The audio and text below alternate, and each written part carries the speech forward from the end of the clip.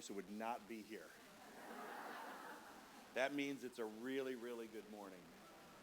My name is Joe Hooper, and I'm the spiritual director here at the Center for Spiritual Living in Palm Desert. This is what Carol would call her spiritual home.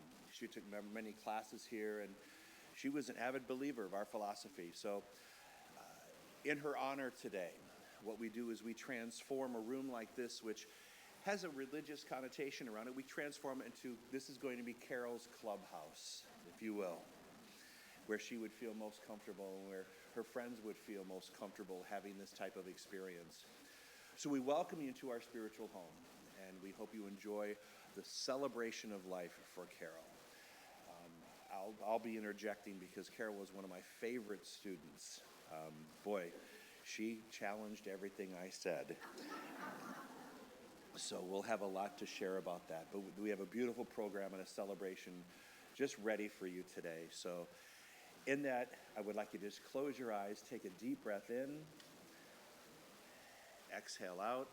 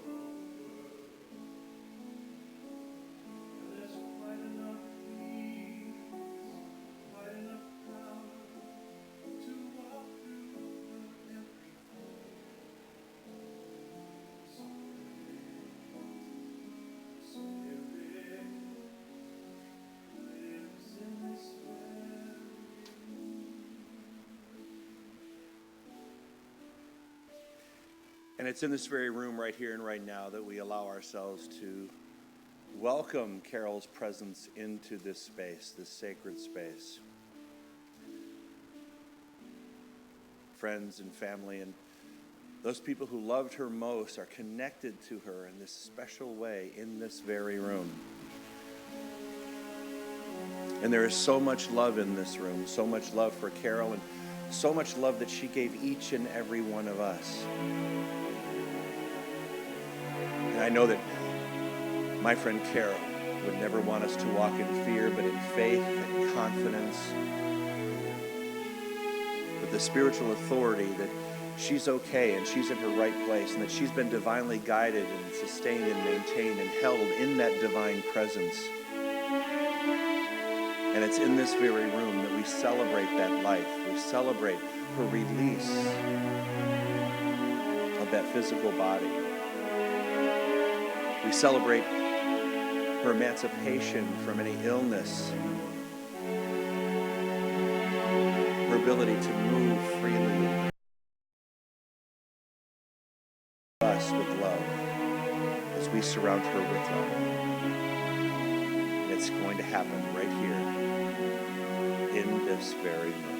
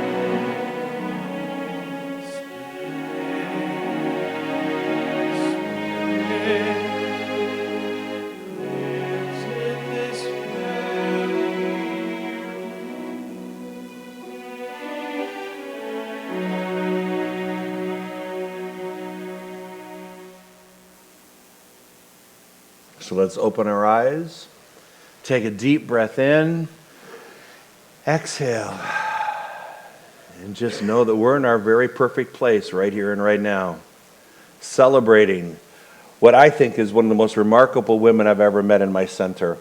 Carol came into our center, and this is part of her continuity of life. Carol came into our center, and she sat over here in the corner, not really wanting to be recognized. She's going to sit in the back and sort of listen and observe and pick apart everything I had to say. And that was good, right, JB? She was an expert at that. And what I loved about her, she jumped into classes, some of our classes that we teach here. And she would sit there and she would take these copious notes. And after these copious notes, she would come up and she would ask me, yes, but what about this? And she would literally challenge just about everything I had just said in the past hour. And I appreciated that because she never took anything just on face value. She had to learn what was underneath it, what it really meant. And once she found out what that explanation was, once she felt comfortable with that, she was able to go, okay, now I can buy this. And she was able to rid herself, bless her heart, she was able to rid herself of some real religious guilt and issues that she had brought forward in her past. So I'm so glad that she found this center, this place, where she was able to gain her spiritual independence, and she moved with great spiritual faith. And I remember one conversation in particular, we were talking about what happens when you die. And everyone went around the room and explained what they thought would happen, and Carol's response was, I don't know what the hell's going to happen when I die. And she said, well, I really can't. Will I really care? And I said, well, you probably won't, but the people around you will. And so let's talk about that. In our teaching, we believe in the continuity of life.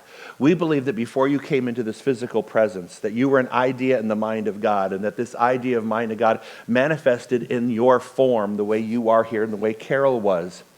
And that when you move into the next experience, you're still the idea of God moving through into a different experience. And she said, well, what would it be like? What is it going to feel like? And I said, well, when you get there, let me know. I said, I only have some ideas.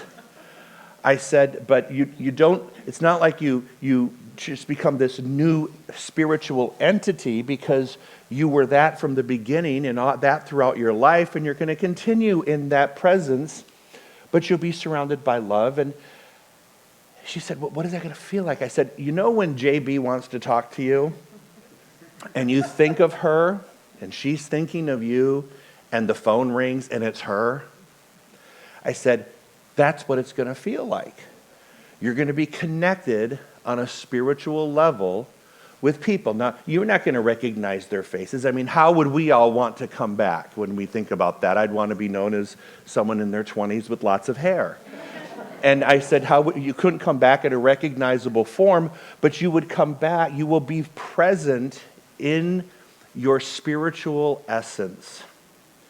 And I know what that means, because if you had any contact at all with Carol, you know that she had a spiritual essence about her.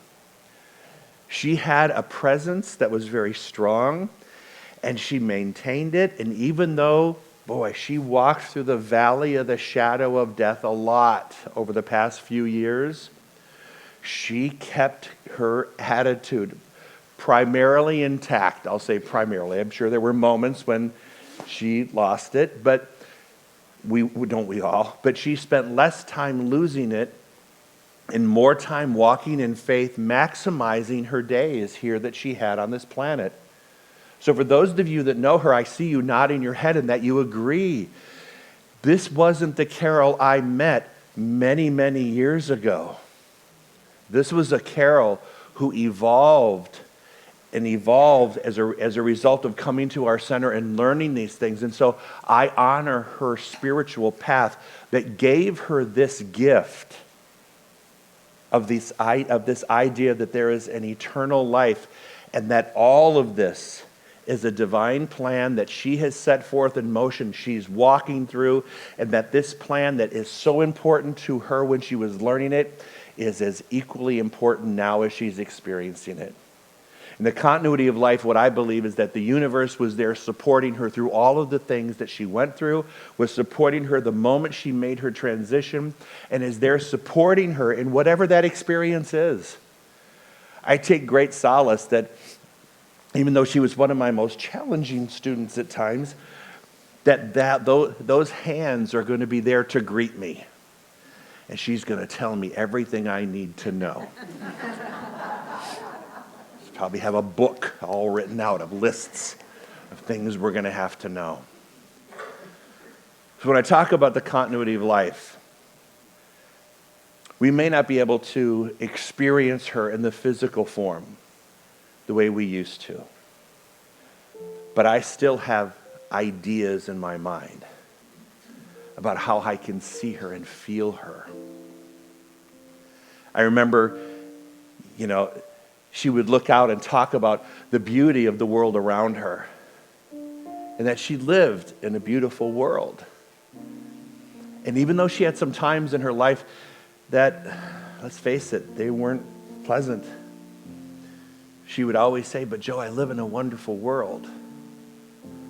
I live in a wonderful world, and I'm very happy for all the things that I have." And she always made a point to say, I taught her this, "I'm very grateful for all the things that I have and all the things that I don't have."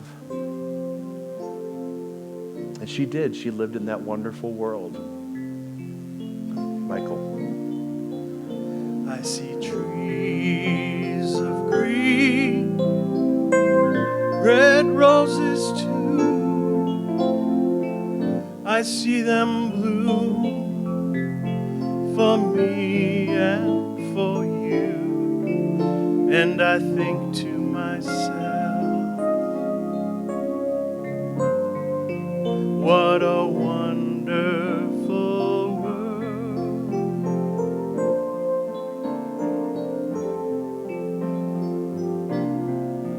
I see skies of blue, clouds of white,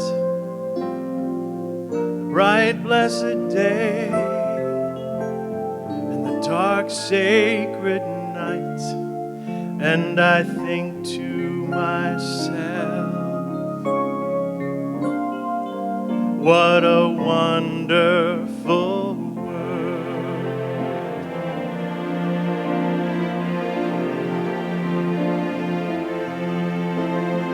The colors of the rainbow, so pretty in the sky, also on the faces people going by. I see friends shaking hands, saying, "How do you do?" They're really saying, "I love you." I hear babies cry, I watch them grow. They'll learn much more than I'll ever know. And I think to myself, what a wonderful world.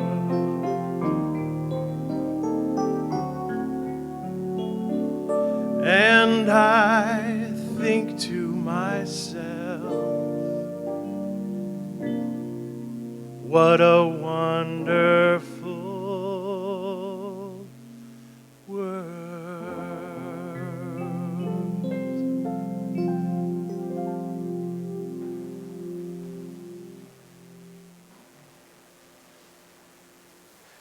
And so now there's some people that have been invited to share some stories with us. And JB, you're going to have to help me because I can't read my writing. How was that? Versus Charlene. Thank you. I have to be honest, I had an eye procedure yesterday, and the doctor said, great. you'll be fine to go to work tomorrow. What he didn't tell me was you can't work in light. So, LASIK surgery. yeah, so Striving to get the youth. Okay. So it's Charlene, and then Beth, and then Brooke, right? Brock. So you know your order? All right, we're a little casual here now. Okay, we're just casual. We're in a clubhouse. Remember, we're in a clubhouse. Carol, this is Carol's clubhouse. So please come on up. I'm going to make sure this is set. Why I'm first, but that's okay. I'm Charlie Hoeksprung. I was Carol's sister-in-law for 55 years and 14 days. So, and I am not talking about my feelings about Carol. What I have are things that have been written by her classmates and her friends from probably kindergarten all the way through grade 12. And so if you'll bear with me, I'll share those with you. This one is by a lady named Tina Oakes, who is a great writer, and I certainly couldn't even begin to write this. So she's from the Colfax High School class of 1963. When you pull up memories from the past, they are like flashes of light, little glimmers of experience that somehow show the shape of a person remembered and how those memories shaped us as individuals. Carol had an inner strength that glowed. She had a strong, confident physical strength that was apparent to all of us when we were young and in high school together. She was astoundingly good in athletics. We all wished we could be on her team, boys too. She could shoot those baskets, pitch that ball, and swing that club to high heaven. She was our superhero, our She-Ra. But she was more than that. She was a trailblazer. She blazed forward in an age when being a woman athlete was a rare commodity, where loving who you wanted to love was shunned, where speaking your mind and living by your heart was, well, you know, akin to being a rebel. Yet through those times, till the moment she passed into the light, we can safely say what we remember most was something deeper, something more fragile. She was sweet. She was empathetic. She had a smile and a glow and a laugh and an inner heart strength that shone brightly. She was a curious, happy, questioning little child under all of that successful athletic exterior. We hope we can all stay connected to that part, that child part that is within us all. Let's keep that glow going. We will miss her. And these are just some short notes that came. The person who organized all of this is Lynn Nelson. Lynn is my minister, but also one of Carol's friends all the way through school and to continue. And so from one classmate was a thing, such a spectacular athlete and a loving member of our class. A second one was great lady and fabulous golfer. This next one, I have many memories of Carol since we practically lived in each other's backyards. We had so much fun playing croquet, and she literally taught me to hit a baseball. She being the best girl athlete in the class and me being the worst. She was my dear friend. This next one comes from a lady named Peg DeVries, who is sitting right over there. I used to fix Carol's hair sometimes before a dance. Didn't connect with her, though, until her mother's funeral. After that, I went down to her house a lot to stay with her and JB at their sweet house in Rancho Mirage. Patrick and I were at the hospital with JB as Carol crossed into the next great adventure. All our time with Carol was positive. She never had a negative word to say about anybody. Another one, I remember Carol as a friend and wonderful athlete. Fond memories of our GAA, which is Girls Athletic Association, and especially the overnight initiations. Prayers to all her family. Another one, I remember Carol as a kind, friendly person, and I was always impressed with her athletic ability. The last one is from my friend Lynn Nelson. She was my friend, and I loved her. She will be one of my heroes always. Thank you.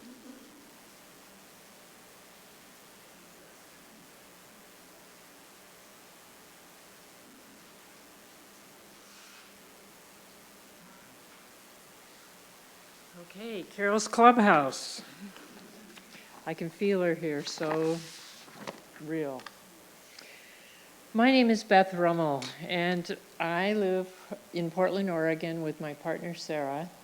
And we met Carol and JB about 28 years ago. Gosh, time flies. When my mom took a golf lesson from Carol, and then met JB because they were working in the Indio golf course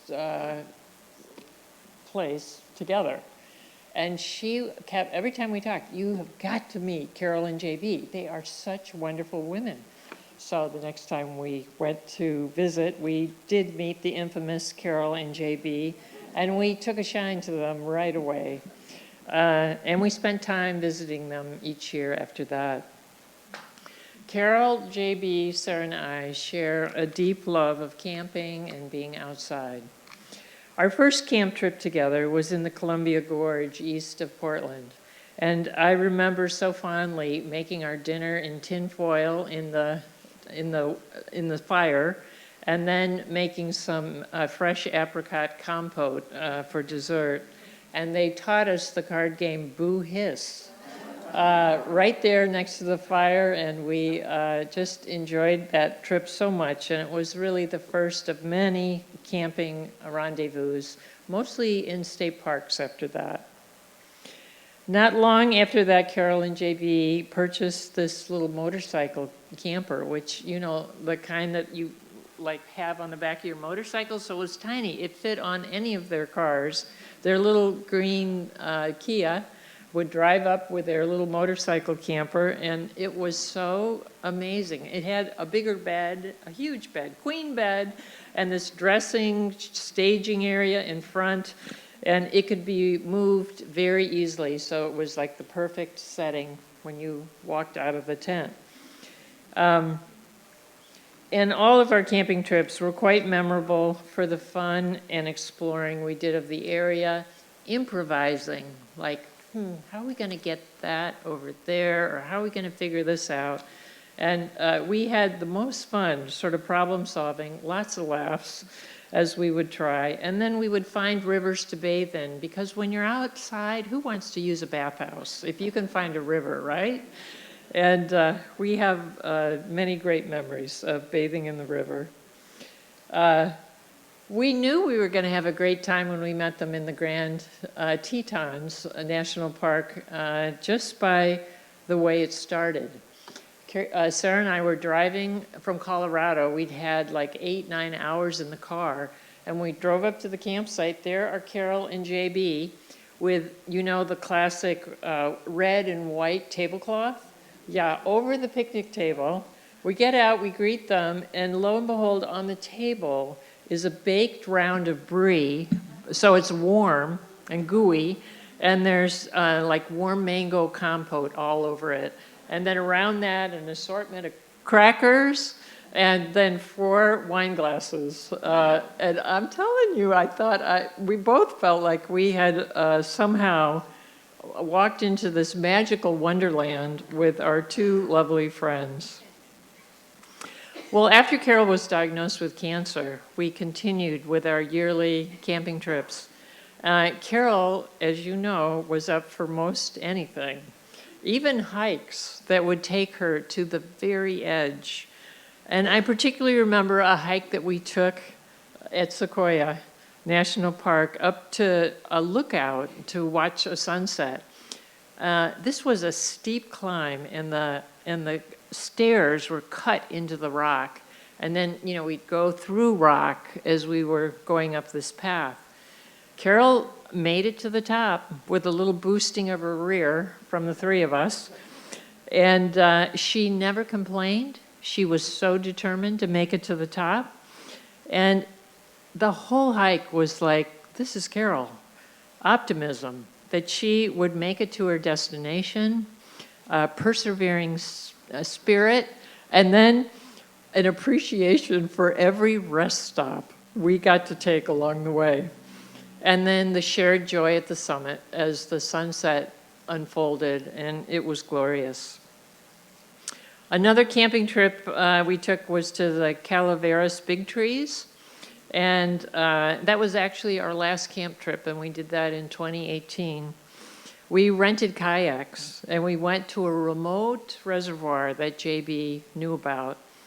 And one morning, our plan was to paddle over to one of many islands. This was a huge reservoir, so there were many islands with trees and rocks, and it was just sort of like your private island.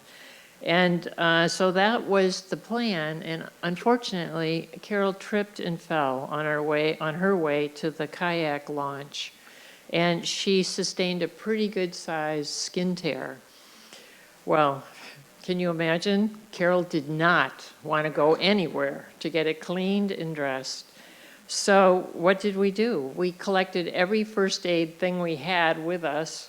We put her on the picnic table, that was our surgical table, and we put the skin flap back and wrapped it up, and Carol was ready to go. Yeah, I'm a nurse, but even still I felt like, oh, this could be the dumbest thing we've ever done. Despite this rough start, though, we had a really fun day with cherry crisp, which we baked on this island in our Dutch oven. And we forgot this is just an aside, we forgot the can opener. We had this can of cherries. Did you know you can turn over a can and you can rub it on a rock enough times that you can actually loosen the lid? You don't need a can opener. So we figured that out. And it was really delicious. And it just, Carol had an uncanny way, didn't she, of sort of finding the silver lining in the dark clouds. And really, with her good sense of humor, she made the very best of less than ideal situations, for sure. And how many people recognize this as quintessential Carol? Yeah? It represented her thankful heart and her joyous spirit. It wasn't unusual when we were camping to find Carol off in a meadow or down by the stream or by the lake doing yoga. And many times, of course, she would inspire us to join us and share some lovely stretches and position poses with us. Sarah and I heard the stories of Carol's career change from full-time golf pro to part-time pro and part-time Trader Joe's crew team member while she studied for a real estate license. She was so determined to get her license and begin selling homes. And she loved what she was learning, and once she started selling homes, work, as she described it, was like play. She enjoyed it so much, and I think that's why she did so well. Her clients all fell in love with her and told all their friends.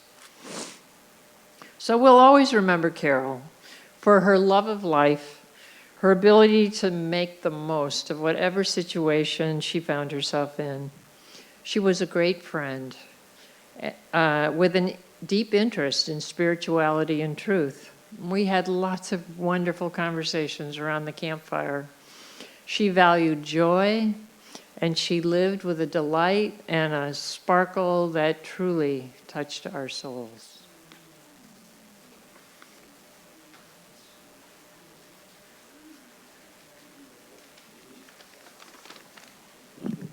Good morning. I'm Brock Hoeksprung. By the last name, you probably figure out.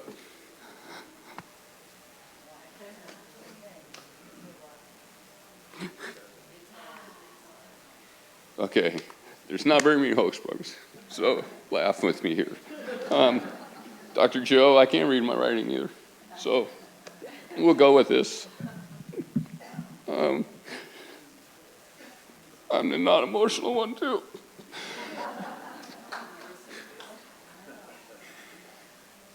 Thank you. Okay, I grew up in Colfax, a block from where Carol grew up. Do yourself a favor, take a drink of this. Oh, yeah? Try it. Vodka?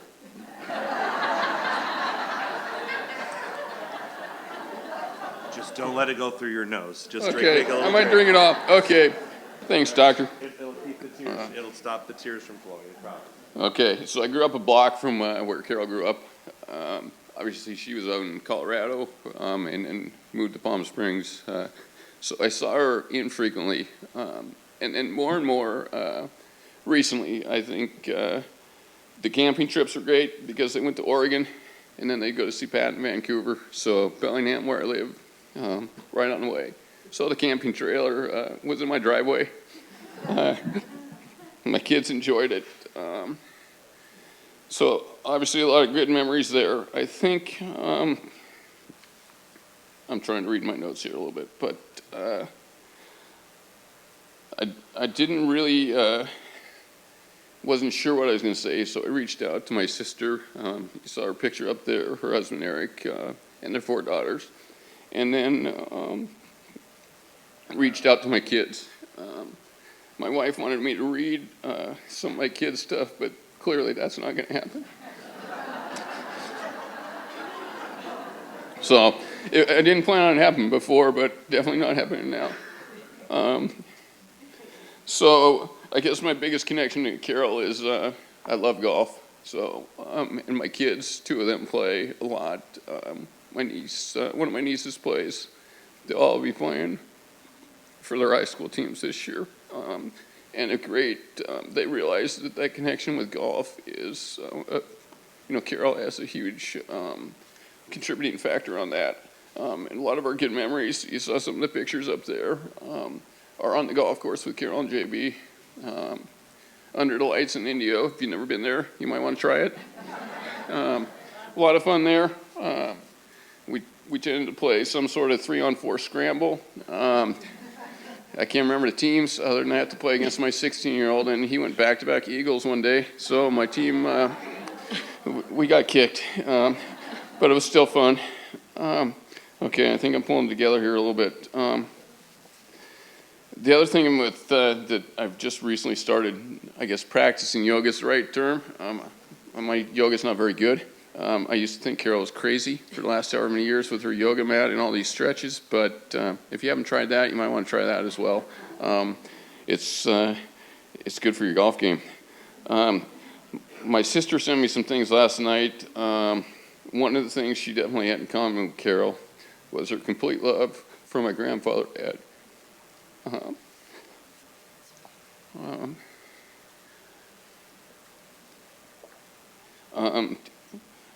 My grandpa lived to just over 100, and as he got older, particularly, he often referred to my sister as Carol. And I'm sure Carol was called Heather as well. And my sister said that's a good compliment to both of them. So, something she remembered. My sister just wanted to let everybody know that they prayed for Carol through this whole journey of her sickness, and we'll continue to do that, and pray for JB and her friends as they mourn. I got this, maybe. Just laugh at me. I think if you guys look at the pictures in the lobby, a couple things besides golf. Carol liked ice cream. Black licorice ice cream in particular. Some of those pictures were, I think, 2 summers ago when they were coming through Bellingham. My dad and Carol are the only ones I know that eat black licorice ice cream. But that was, I think, probably on the agenda more than once when Carol was in town to get to that local ice cream store. So on to what some of my kids said. They just remembered that Carol was always looking for the next adventure, always had a good time, always had a smile on her face, regardless of what was going on. The fact that she didn't want to give up kayaking or canoeing today, I mean, that's last time I was down here, I think it was last May. She was planning her trip to the next camping trip, and I'm trying to get the true story from Carol about how healthy she is, etc. And she was always fine. I'm doing great. So it made it a little difficult to really tell what was going on. And I said to JB, maybe you got to really tell me here at some point in time. But that was just her optimistic view on life, and that she would be all right. Every time I talk to her, we're coming up, we're doing this, and that's, my kids definitely remember that. What? Maybe we'll get there. Hang on a second. So, my 14-year-old daughter, one of the things she said is that Carol always gave the best advice, whether it be about school, growing up, or golf. And then she said, and I always took it into consideration, because I never met my daughter, but the Hook Springs tend to be a little stubborn. There's not very many of us, and maybe a little hard-headed. So the fact that she actually took that into consideration, good to know. Maybe there's some hope for me as well. We'll try, but clearly a big impact on not only my daughter, but the rest of my kids. And my daughter also said she'll always remember the sound of her voice and the confidence she had in her to do good things. So I think that carries over to everyone that met her, no matter what aspect of life, whether it was the golf aspect, the real estate aspect, or going forward. So definitely something my kids, Julie and I, will take, as well as my sister's family. So you can add something, and then I can maybe finish. I'm the wife. Let's see if I can I'll read what our son Alex wanted to say. Aunt Carol, you are missed and always will be. I will miss our time together spent golfing, eating ice cream, especially when you ate licorice ice cream. I know that you are one of the many reasons why golf came into my life, and I will always remember you for that. You've helped me become passionate about golf, and whenever you were around, you would always make sure to give me some pointers. And so I will miss you very much in the time that we've had to spend together. I love you. From oldest Eddie.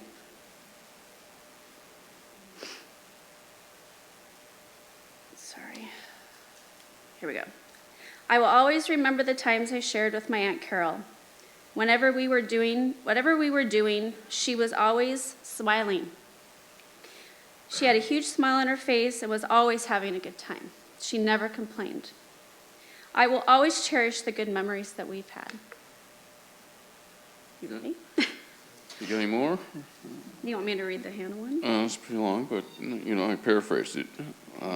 So I think what I wanted to close with is that, and I don't have any background on this, but 70 years ago, my grandparents gave Carol the middle name Joy. I don't know why, but I think she brought joy into everybody's life she met. So, very fitting. Thank you for listening to me mumble through this, whatever the word is. And Carol, we love you. We miss you.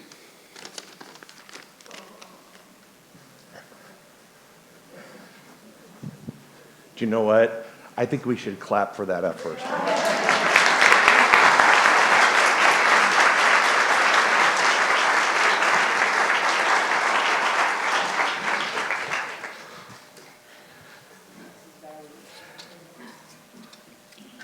So there's a special presentation that they've made, video presentation, right? Right? Combination of everything. And Darlene is going to come up and share. I just want to make sure that this is positioned perfectly so everybody can hear it too. Okay, great. Okay? All right? Thank you. Yes. You're welcome.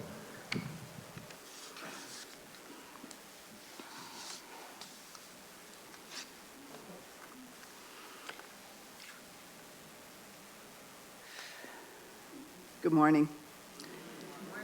I'm gathering myself after that wonderful tribute, Brock. Thanks. For those of you who don't know me, my name is Darlene.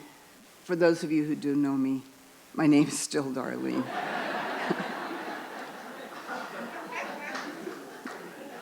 My partner, Ann, and I have been friends and neighbors with JB and Carol for a long time.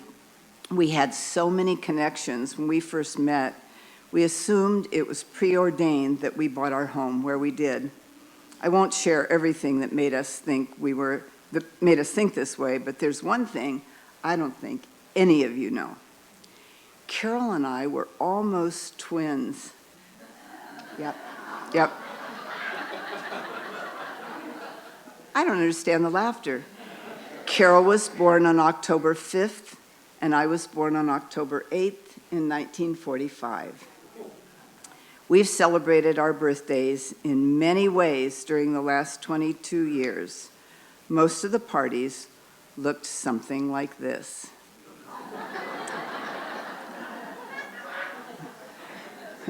William, is there any chance I can see the photos up there too, so I know if I screw up? Yes, it is possible. Okay, thank you. Thank you. I'm incredibly honored to be sharing JB's tribute to Carol. She hopes this walkthrough of Carol's adventures will highlight some things about Carol that you might not have known. Her interests were many, and her love of life with family and friends was intense. Along the way, I will also share some of her creeds or philosophies that helped to shape her outlook and daily living. Carol Joy Hochsprung was born in the small town of Colfax, Washington, population 3,000. She grew up in a big red and white house on Main Street,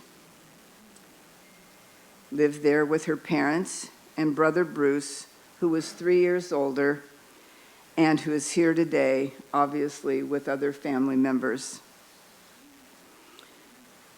Carol and Bruce's father, Ed, had earned a degree in agriculture and dairy science, and in the mid-1940s, he opened the Modern Maid ice cream parlor in Colfax. So from an early age, Carol developed a discerning taste for good ice cream. You've heard a little bit about it already. Ed was an entrepreneurial businessman. He sold insurance and owned nursing homes and rental properties, to name a few of his endeavors.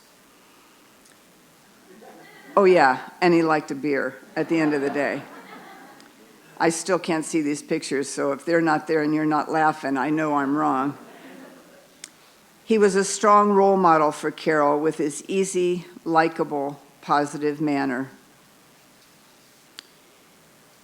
As Brock said, he lived for nearly 101 years, and as far as we know, never sick a day in his life. So Carol grew up with a strong, a loving, supportive family and was an excellent student and athlete. She began playing golf at age 11, and you know, there she is giving lessons to the boys. Nope. There she is, giving lessons to the boys. That's good, I like those signals. In high school, she lettered in badminton and golf. Her high school letter sweater, by the way, is on display outside if you'd like to take a closer look. After graduation, Carol got her first taste of a large city at the University of Washington in Seattle. In college, she competed on the golf team while earning her teaching degree in physical education.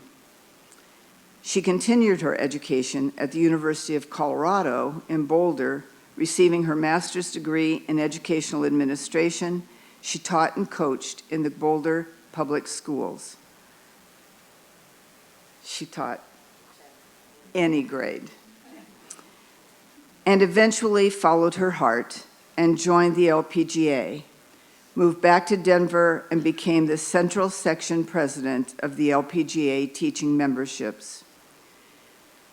Carol was a great player and competitor, known as a long and straight driver of the golf ball. She won many tournaments and awards playing golf. This is so much easier when I can see the pictures. She was a great instructor, no matter the age.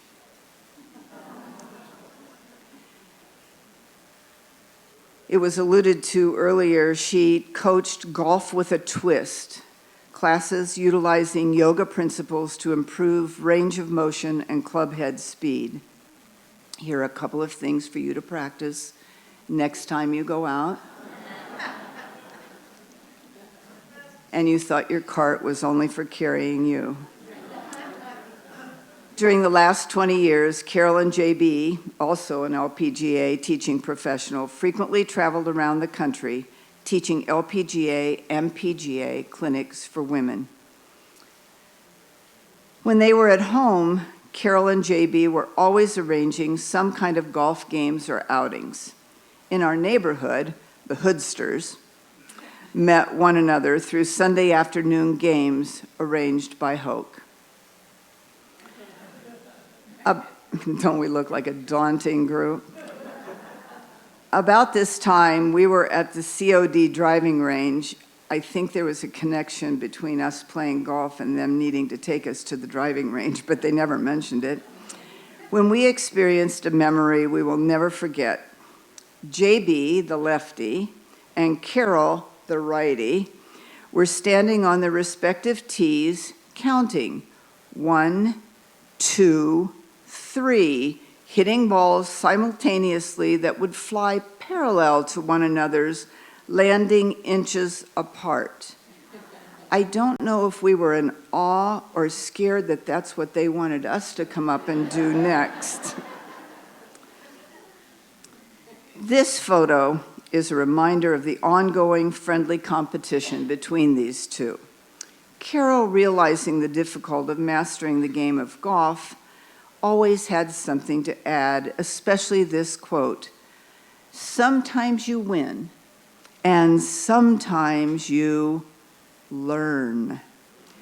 It was usually said with a grin when her opponent just missed a shot. I'm guessing that's what she said to JB. As you all know, Carol was always helping people see the bright side of a difficult situation. She found many ways to enjoy golf. Real highlights included traveling to Scotland with JB and friends to play the old course at St. Andrews and other notable courses while there. Another thrill was attending the Masters tournament in Augusta 2 years in a row. She and JB came back with treasured souvenirs and many unforgettable stories. Ann and I are especially fond of the time they went without a hotel reservation to Augusta, Georgia. The Masters, guys, no reservations. So guess where they slept? In their car, of course. Dedicated to golf? Yeah, I think so. But have you ever carried one of their golf travel bags? Believe me, it wasn't heavy because it contained just clubs. I'm sure on this trip there were blankets, towels, a little stash of food, a lantern, because you never know that you might need to sleep in your car. So it came in handy on that trip. One thing everyone would agree with about Jumper was that she always had a thumbs-up attitude. It was easy to find photos of this to be true. It didn't matter what the situation, she always displayed a can-do attitude. It didn't matter where she was. Another one of her creeds was seen on a card with a quote by Audrey Hepburn: "Nothing is impossible. The word itself says, I'm possible." Boy, Carol believed it. She was always ready to take on a challenge, and she was always ready to respond with that Carol gesture of positivity.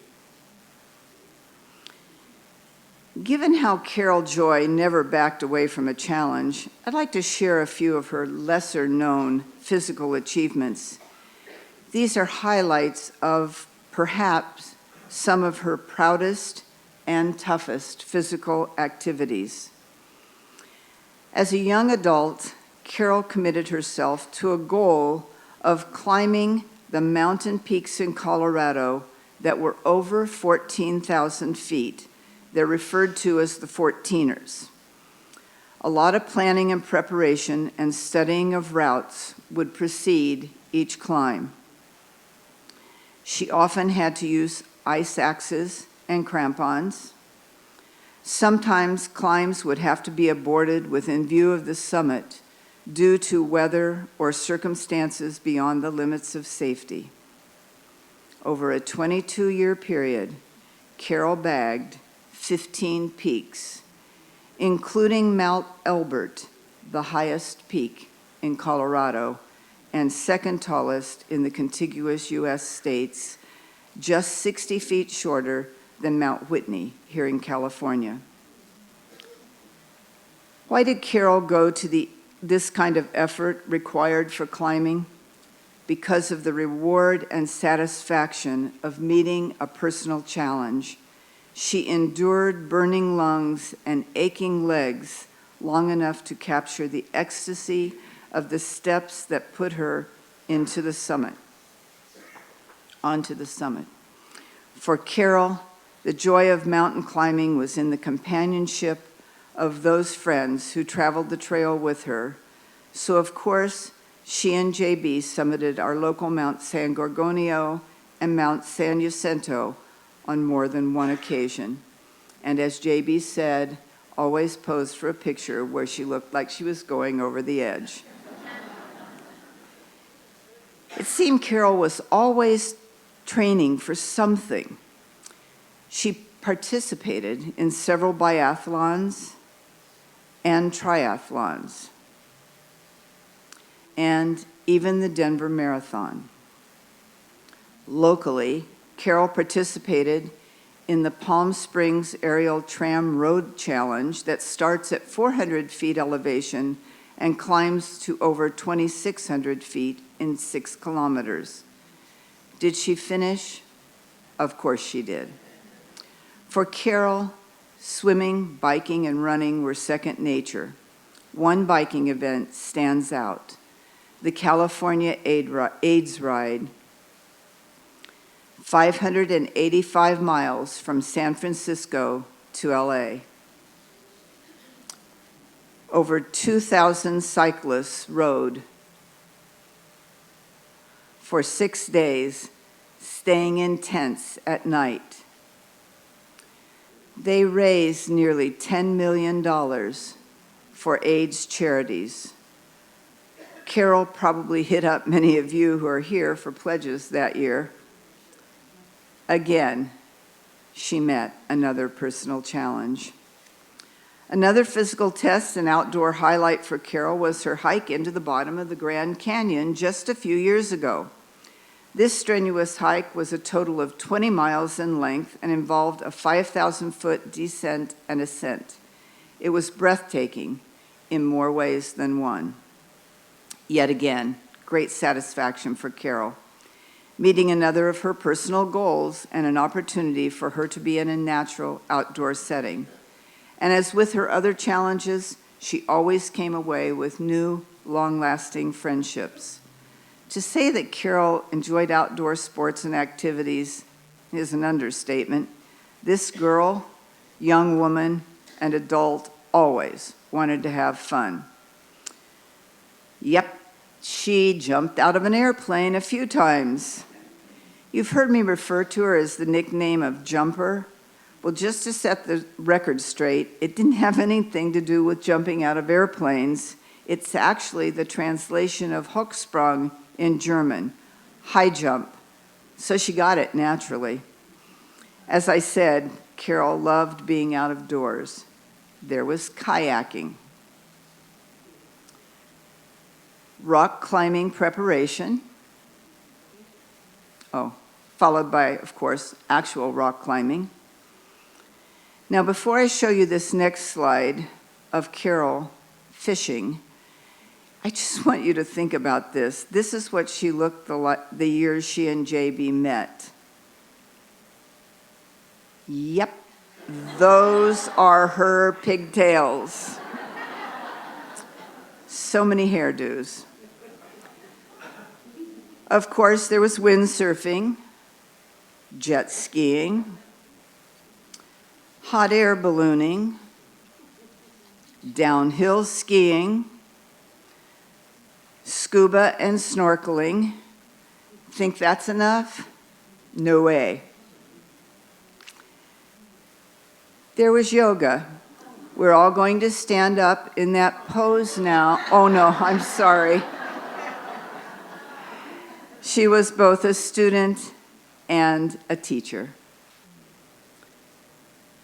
Then there was Tai Chi for the last 15 years. She talked me into going to Tai Chi, and it is a gift I will have forever from her, as I now enjoy teaching as well. All right, I know this next slide's going to seem a little out of place because she looks younger than in some of the other photos, but it had to be added. Here's the photo. You think about how old you think she is, and I'm going to tell you she's holding a baseball trophy that she won at age 30. In basketball. Did I say the wrong thing? No. Yeah, at age 30. Yeah, looking good, Hokey. We'll always remember Carol for her fun and quirky self, as seen in her endless sock collection. Not just socks, she was just plain colorful, as long as it was orange, lime green, or purple. You may have noticed there is a theme here. Then there was that one other color, black. I don't know, Brock. I'm going to forgive you for giving away my next line, but they're going to get this real fast. She didn't wear black. Nah, she ate it. Yeah, it was that licorice ice cream. She tasted it for the first time, as far as we know, when she came to visit us in Washington State, and we went to the local ice cream shop, and she said, "Oh, I've never seen that flavor before. I'll have to try it." It was the beginning of another adventure. From then on, as they traveled, Carol was always in search of licorice ice cream. We debated about whether that was too gross, but I decided no. There was always something about her that made you smile. Carol Joy Hochsprung. She often expressed her joy by standing on her head. It could happen anywhere. I said it could happen anywhere. Boom, anywhere. She'd be in a headstand, draining all that joy back into her head and heart. That was our Carol. As has been mentioned several times, she found immense joy in the wonders of nature. For many years, her walks and hikes were enjoyed with their beloved dogs, Diva and Mozart. But she didn't always need companionship. She just loved being out in nature, hiking or camping. The green Volkswagen van was there, whether you were becoming exhaust-laden, sitting in the back seat, or whether you were just mindless of that as you were taking an adventure to beautiful places like the Tetons, or a remembrance of sitting around a campfire. Carol often wandered where the Wi-Fi signal was weak and had no trouble finding others to go with her. But she loved the desert and was probably happiest exploring its colors and wonders. Or maybe it was when she was hiking a slot canyon.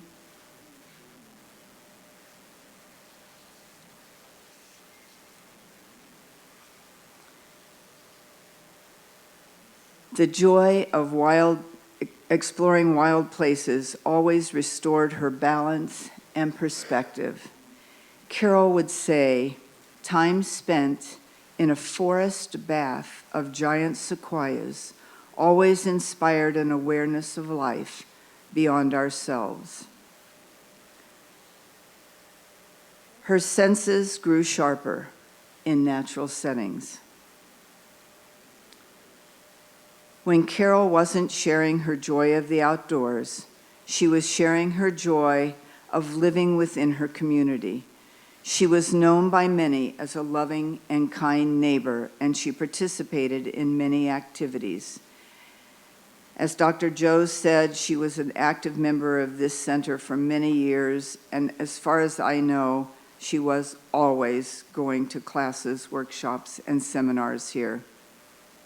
Our Hokie was always trying to improve herself and her understandings, and always wanted to grow in her faith. Some of you may know Hoke from her working at Trader Joe's for years, or her next journey into selling real estate. Whatever she did, she always did it with great joy and great success. In our local community, she served on the Rancho Mirage Community Association for 21 years as president several times. She also served as commissioner for the City of Rancho Mirage Trails Commission, and she passed the CERT training for the Community Emergency Response Team. She was certainly a caring neighbor. I didn't write that line. All of Carol's life experiences were precious to her. However, most precious of all was her family and her host of many friends who were considered family too.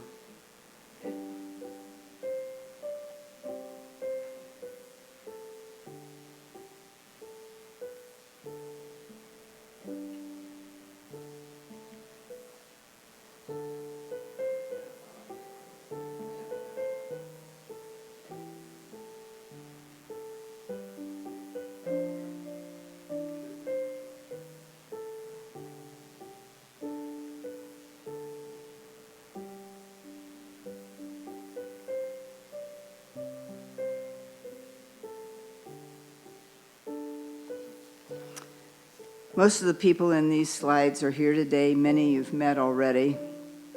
When we go away from here and spend time together, please say hello and meet them, meet the rest. Today we have honored a beautiful woman, and we know her spirit will live on in all of us. You were all beloved by Hoke. She would want us to let you know that you all blessed her life, and she'd thank you for traveling along the trail of life with her, remembering this is a journey that we all must take, and each must go alone. Carol Joy Hochsprung's journey was a joyous one, and now, in her honor, please remember to enjoy every sunrise and sunset. She will.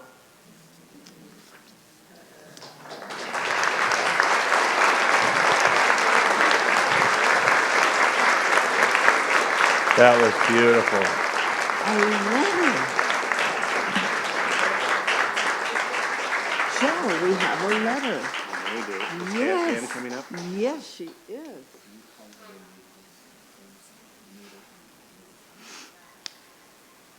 There is but one thing left. Oh, is right? there? Is that right? That's you. It's me. Oh, It's you. all right. We'll see what we can do here. I think you are the one that influenced this.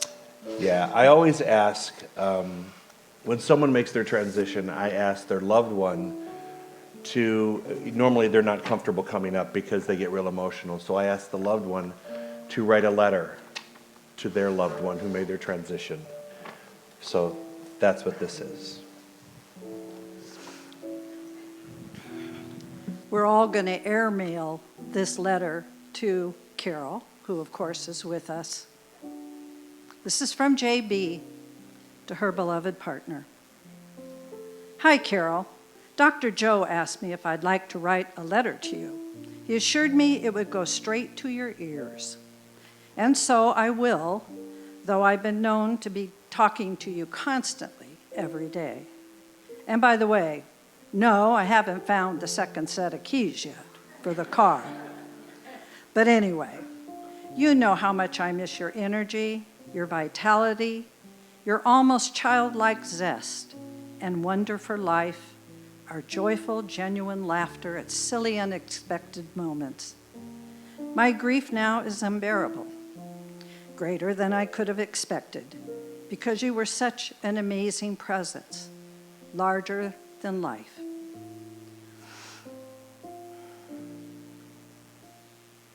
I know that you'd want me and all of us to carry on with the same positive spirit that you always exuded. You and I both loved the Ram Dass quote that Jean first introduced us to. We are all just walking each other home. When we're walking each other looking for common ground that we share, everything is easier. I'm so glad, honey, that I got to travel nearly 30 years of life's journey with you. We always tried to support each other along the way, to make the difficult places easier. And just know that all our loved ones are helping me now on my journey. At this crazy, difficult time for me, the outpouring of love shown by our family and friends, co-workers, has been overwhelming. We've been incredibly blessed with amazing loved ones, or loved ones. Our closest friends, Darlene and Ann, have a beautiful surprise for you. One of the most unique and special gifts imaginable. This exquisite urn, as you know, it's made from a gourd. It's an art masterpiece embossed with the prayer of protection that you so loved. And of course, adorned with many features that embody the spirit of you. What a gift of pure love this is. Now I can never say to you, you're out of your gourd. That was...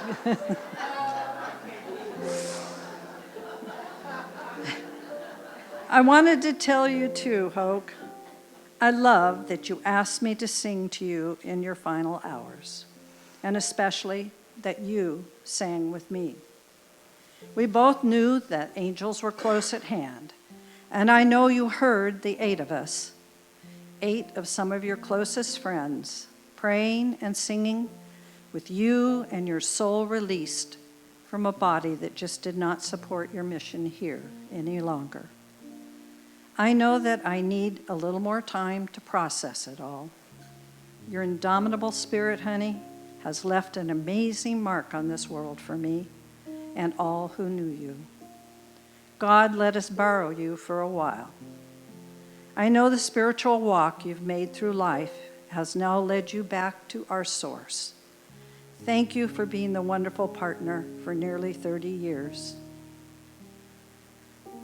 We took lots of trails together, my love, and walking you home has been my honor and my joy. Thank you.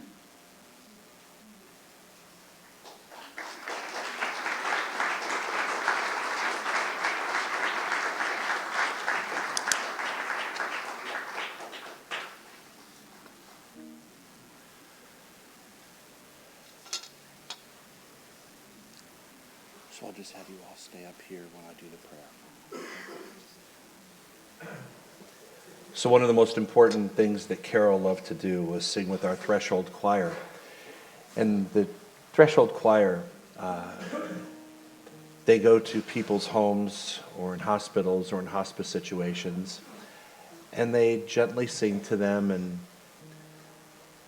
bring them along the last parts of their journey, of which Carol was a participant. So they're going to share some of their songs with you this morning.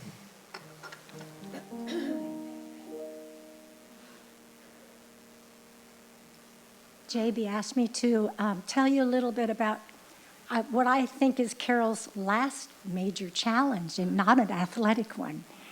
She so supported our Threshold Choir here, and she sang with us.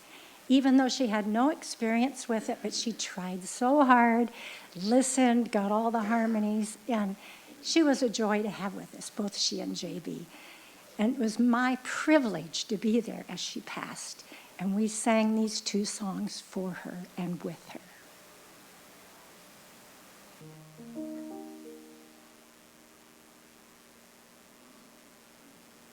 Eternal light surround you, everlasting arms be around you.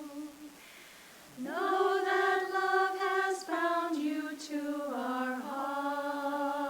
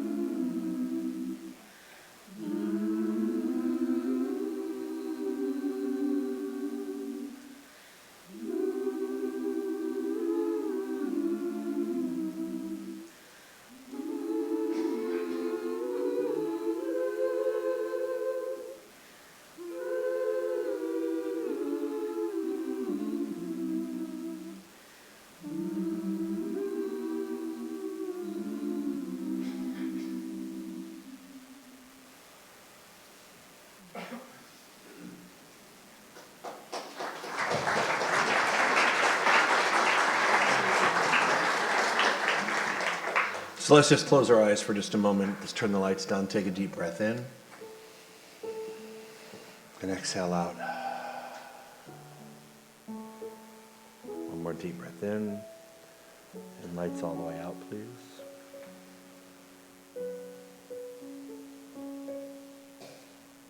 So here we've been in Carol's clubhouse for the past hour or so,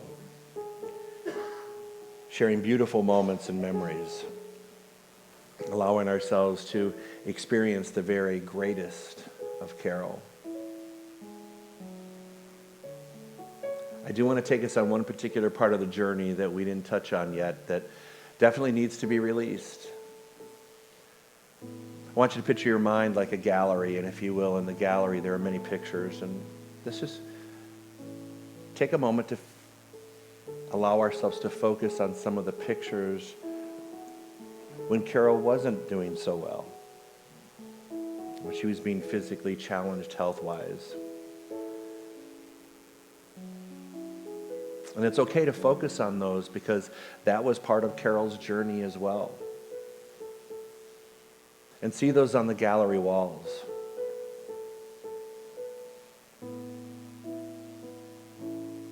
And then one by one, let's take those down, those pictures. See yourself literally taking the picture off of the wall, setting them down. And you saw that picture of her hot air ballooning. So it's perfect that we just set them in the basket of a hot air balloon. One by one, take all of the pictures of any pain or suffering and put those in the basket.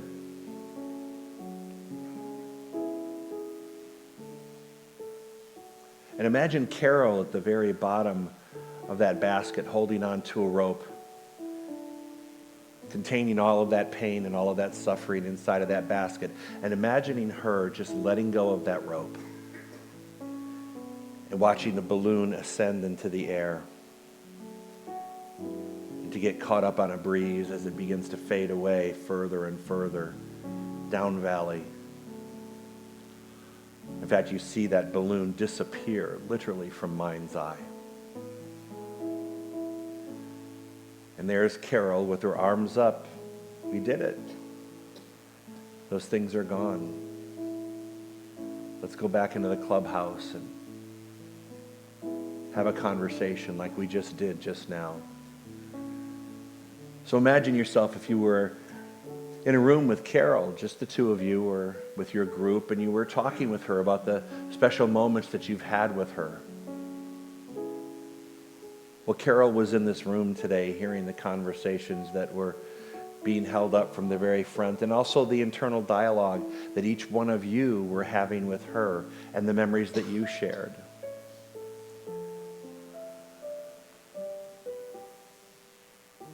About all those incredible feats and challenges. I would tell her that I'm exhausted just hearing about them. But I'm so proud of her for doing them. And that she indeed was a role model, an incredible mentor and a friend, someone to look up to as she challenged and moved herself through all sorts of life experiences. So imagine that clubhouse just filled, and it's time for the party to wind down. But the only person really leaving that party is going to be Carol, because we're all left here in the room. And so each of us individually get to have that special moment with her, to say something that we wish we could have said at the time. So I just want you to take a moment now, because I believe that Carol's essence is in this very room, and I want you to take a moment just to say what you would love to have said. Something you didn't get to say. So just take a moment and speak those words silently to yourself, knowing that she's hearing every word.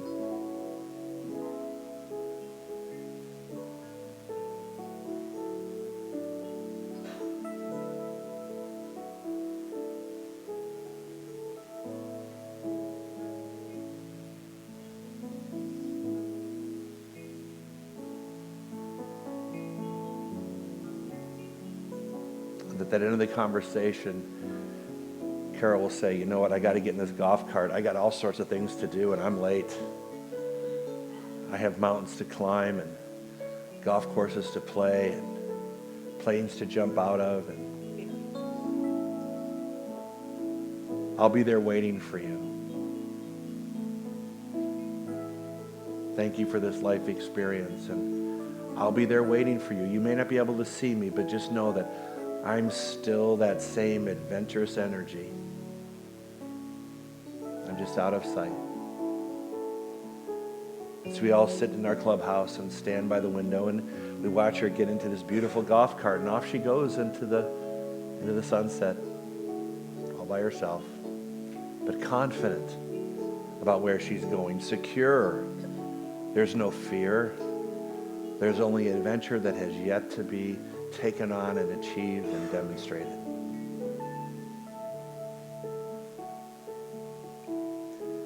And so all of us are left in the room here, and we have this gallery of our minds where we've taken down any ideas of pain and suffering, and now we get to put up all those wonderful pictures that we just saw during today's service, and pictures that you have in your mind of all the wonderful times that you spent together, whether it was alone or with a group. But that's the gallery that you know that Carol would want you to remember. And so she does. And so we are. And so we wish her very well on that journey.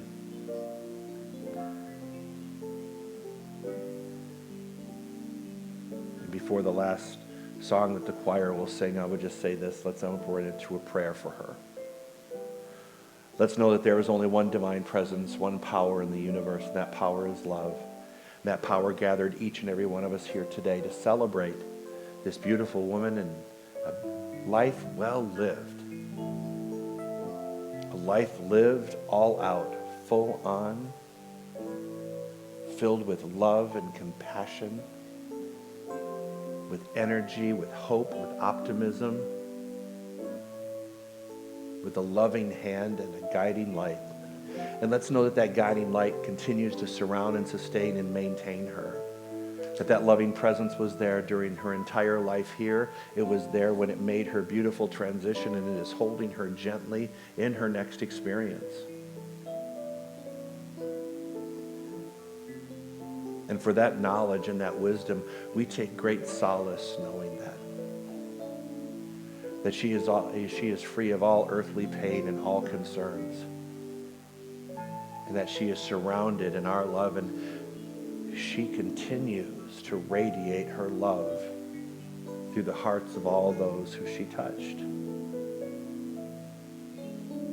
And so we pray for JB, and we pray for the family and the friends, and we hold them up. We hold them up as we know that Carol would hold them up as well. And we support them on their path of healing. And we allow this day, this moment, this service to be the opportunity in which we embark upon that journey of healing.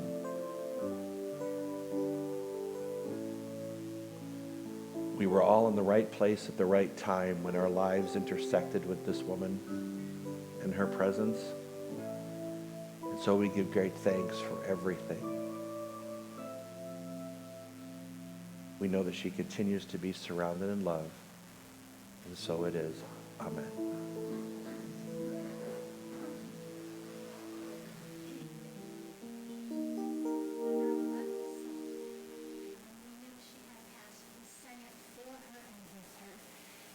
As we celebrated this life that is now flying with the angels.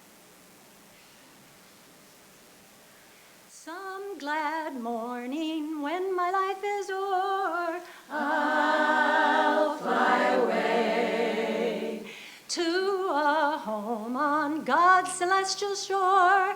I'll fly away, I'll fly away, oh glory, I'll fly away in the morning when I die. Hallelujah, by and by, I'll fly away.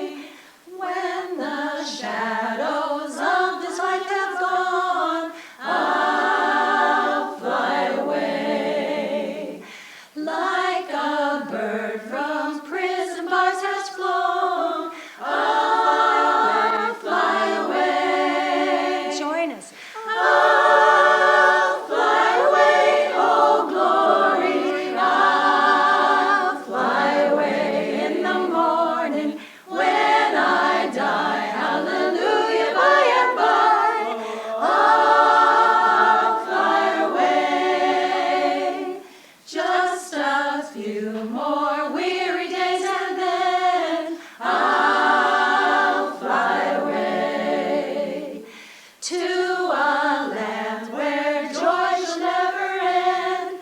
I'll fly away. I'll fly away, oh glory. I'll fly away in the morning when I die. Hallelujah, by and by. I'll fly away. I'll fly away, oh glory. I'll fly away in the morning when I die. Hallelujah, by and by. I'll fly away.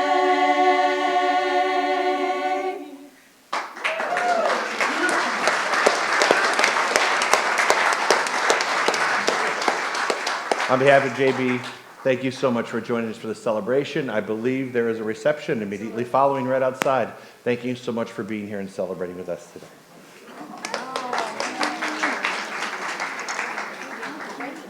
For not being able to see real good. Loved it. Was this mine? Good job. Thank you so much. You guys are wonderful. In the chair this time. I couldn't hear you. Could you hear me? Oh, thank you so much.